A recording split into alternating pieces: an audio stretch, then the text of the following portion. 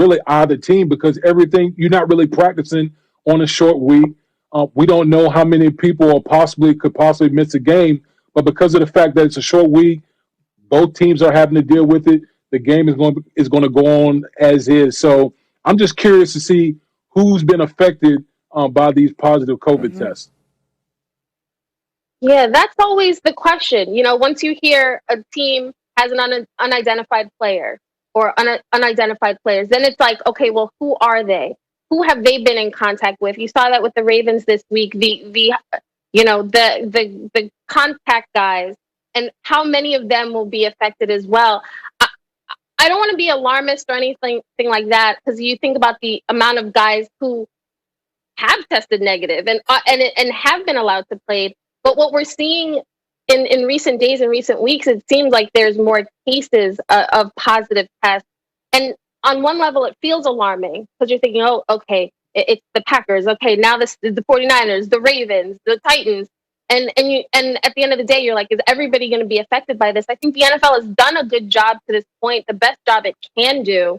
And they've been really strict, hammering home that message this week in particular about how guys have to stay away from each other, especially on the sidelines. They have to wear masks. So hopefully, you know, it won't be a lot of guys affected at the 49ers, and the game will go on. But you just wonder how many more positives we're going to see.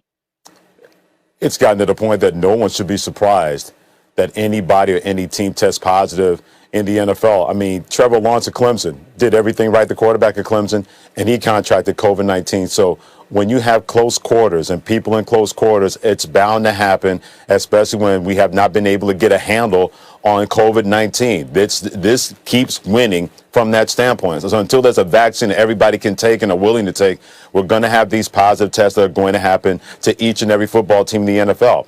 And Kimberly, to your point, the NFL's done a terrific job. When you think about, many people wonder, okay, when COVID-19 hits a team, is it going to shut down the season? It's going to shut down a week. They've been able to pitch and patch and mix and match and move things around, but it has not stopped their season, and at times it has not stopped the week, whatever that happens in the National Football League. So you take this as a positive that, okay, maybe it's only one person won't affect the game tomorrow night. If they have to move the game to Monday, then they're probably going to do something like that if they have to.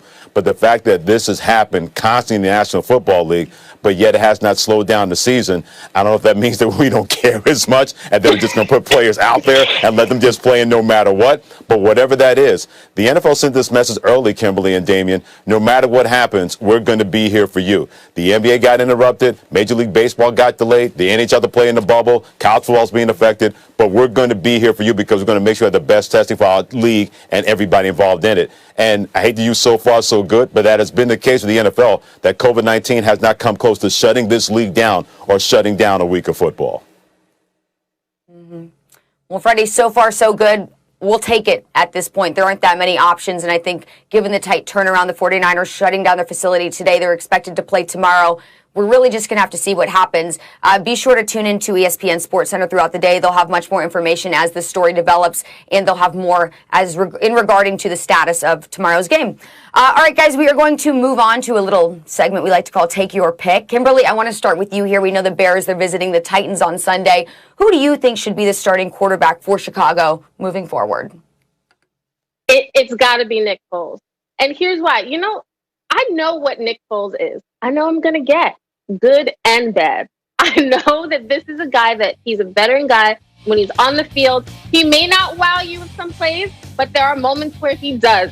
And that to me is much better than the unknown of Mitch Trubisky. The fact that the team decided, the coaches decided to sit Mitch Trubisky at the start of the season, when they see him every day for Nick Foles, that tells me all I need to. I think the Mitch Trubisky situation has reached its end. They had a chance to pick up the option, did it. I think the Bears have shown us how they feel about Mitch and whether he's the long-term answer. I don't want to go backwards. Just get me to the end of the season with Nick Foles and see where we're at. That sounds all fine and good. Don't do it. Listen, that sounds all fine and good, but let me tell you something. Over the last 5 games that Nick Foles has started, they've only averaged 16 points per game. So it's not like Nick Foles has come in and been some type of game changer for the Chicago. Well, listen. I think both quarterbacks stink, to be quite honest with you. But what I do think with I think a lot of people agree with you. Yeah, I think with Mitchell Trubisky, I think the one element that he does bring is his mobility, his ability to use his legs to maybe find players down the field, and that's something that Nick Foles hasn't been able to do. So, listen, if you're the Chicago Bears, your defense is playing well, you're going to need your offense to come alive. If you expect to try to make some hay when you get to the point in the postseason, you're going to need somebody to make a play or do something, from a physical standpoint that can maybe give you a play or two. That to me would probably come from Mitchell Trubisky. And like I said, they both quarterbacks they're terrible. They're terrible. But right now, I would probably give a slight One edge of them has a Super going Bowl, back though. to One of going them back has to Mitchell a Super Trubisky. Bowl. This is what happened. Yes, one of them. Yeah. Yes, you're right about that, Kimberly. One of them does have a Super Bowl, but my gosh, he's not showing much of anything with Chicago right now. Here's the deal with Nick Foles. This is what happens when you let him hang around. He'll take your championship, your Tom Brady. He'll take your car and drive it around the country and not bring it back with any gas in the tank. You cannot let Nick Foles hang around your situation because he's going to make the best of it. And that's exactly what happened here. The Chicago Bears put Mitchell Trubisky on notice and said, we want you to have this job, but you got to take it. And he wasn't able to. Even though they're 3-0 in the first 3 games he started, it didn't feel as if they were going to get any better, go anywhere. And I know they've been 2-3 under the starts of Nick Foles, but they just believe in him more. And I'm not talking about the Chicago Bears coaching staff. I'm talking about the players. It seems like they want to play for him because they trust him more. They don't trust Mitchell Trubisky, and that was proven last year after he kept regressing and regressing and regressing. And you saw a lot of guys just had the folded arms routine and the rolling their eyes routine. You haven't heard one player anonymously on the record saying, man, they need to go back to Mitchell Trubisky. They're like, look, I'd rather lose with this guy and take out chances than have that guy get back into the lineup. And to Kimberly's point, you can't go backwards once you put Nick Foles in your lineup, because if you go backwards, then what kind of message is that you're sending to your team? That, to Damian's point, we know both of these guys aren't any good, but we're going to take the lesser two evils in this situation when it comes to Nick Foles. They trust him more, even though his record as a starting quarterback is 2-3, and Mitchell Trubisky was 3-0. It tells me all I need to know that they're not going to go backwards. They're going to stay with Nick Foles unless he completely regresses, and then they have no choice. All right, Freddie, well, what do you say we talk about some good quarterbacks? What rookie quarterback do you see making the biggest headlines in the second half of the season? It's going to be Tua Tagovailoa of Miami, because I thought about when Brian Flores, who, by the way, that guy can coach his behind off. You can say whatever you want, but that guy in a year and a half, that brother gets it in. Brian Flores, he's just terrific. Gets his players to play hard for him. They can dial up plays, getting ready for the start of the game, and then make great adjustments in the game. But he told everybody what he felt about Tua Tagovailoa by putting him in, even though Ryan Fitzpatrick was playing pretty well for Miami. He was not willing to have Fitz-tragic show up when Fitzmagic ran out for Miami. He said, I'd rather put a guy, Tua Tagovailoa, that guys will continue to rally around. And you saw that. The special teams, they scored a touchdown. The defense, they scored a touchdown. Tua Tagovailoa did not make big mistakes. When he had to make a throw or two, he was able to do that. When you have a guy celebrated like that, like he was at Alabama, then he steps in with a football team in a division that's there to be taken.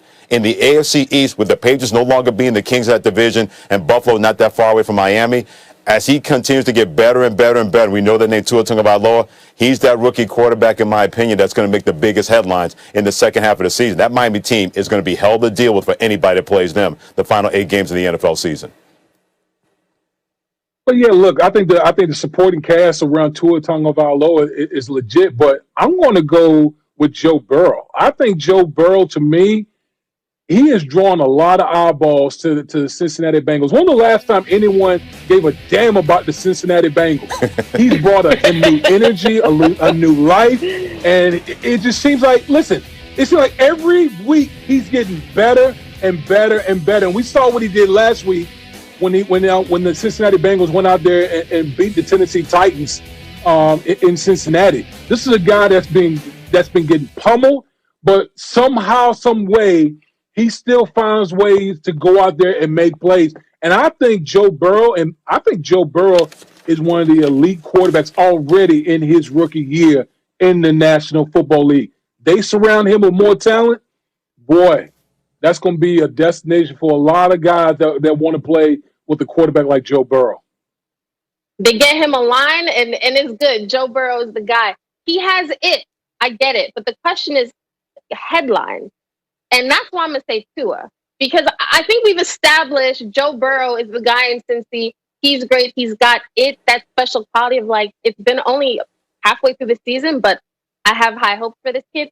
With Tua, the timing of the move, how he played in his debut, and also we have the rest of the season to evaluate. If he plays well, ton of headlines.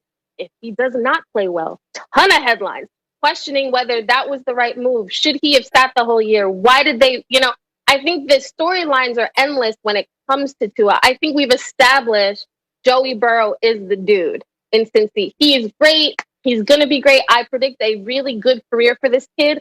But to that unknown factor, I think that's why it's going to be a bigger buzz in Miami. Mm-hmm. All right, well, we do have a little bit more news as it pertains to the 49ers shutting down their facility. According to a source of Adam Schefter, wide receiver Kendrick Bourne of the 49ers has tested positive for COVID-19. No word yet if there are any others, but that is the latest development as it pertains to that story. So, guys, we still have more to get to here on First Take. There have been a lot of surprises as it relates